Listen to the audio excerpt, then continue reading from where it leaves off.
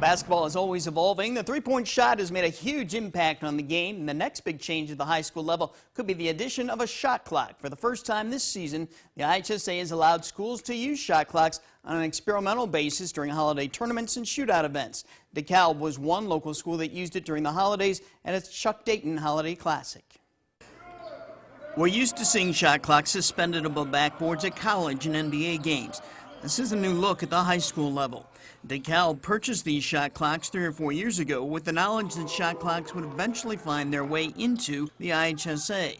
But this was the first time these clocks were used. Mike and I looked at it right when they said something about it, the IHSA. We both looked at each other and go, we've got to try this.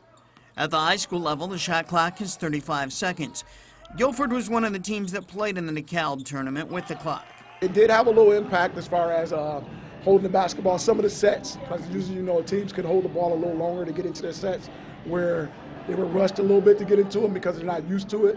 But I think it brought an exciting play to the game to where the kids weren't kind of sitting back because they knew the shot clock was in there and they were playing a little faster. In this game between Guilford and Chicago Marshall, both teams generally took shots long before the shot clock approached zero. Most of the time, they took shots before the clock even reached 10 seconds.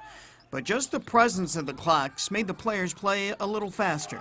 We had a couple of rush shots because we thought some time was going off faster than what it was. Did you guys play any differently today because of the shot clock?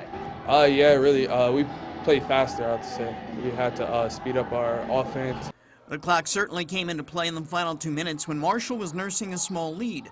Normally, a team in that situation would play keep away, milking the clock, waiting to be fouled. But in this instance, Marshall was forced to shoot the ball, which gave Guilford more opportunities to come back and win the game, which the Vikings did, 49-48. Whether or not shot clocks become a regular part of IHSA games will probably come down to money. A mounted high school shot clock can run anywhere from $2,000 to $5,000. It just depends on how it's going to be funded and just to staff it. I'm paying someone $35 to run it. Yes, an additional person is needed to run the shot clock. There's no way a normal scoreboard operator can do that while also fulfilling his other duties. There's one sitting here, and the regular scoreboard person is sitting to the right. They're in charge of the time and the score and how many fouls there are. So you need 2 people. One person, there's no way it could happen. If the money issue can be resolved, shot clocks will probably come into full play in the IHSA.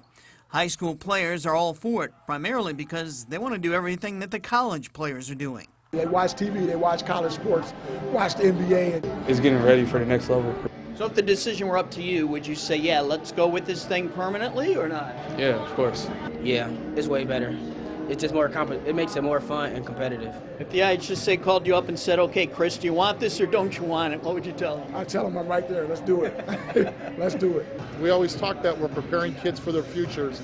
And like I said before, if they're going to play basketball, they have to get used to a shot clock. To speed up the game of the high school and to get ready, I think it would be a great thing for all of our schools in the state of Illinois to do it.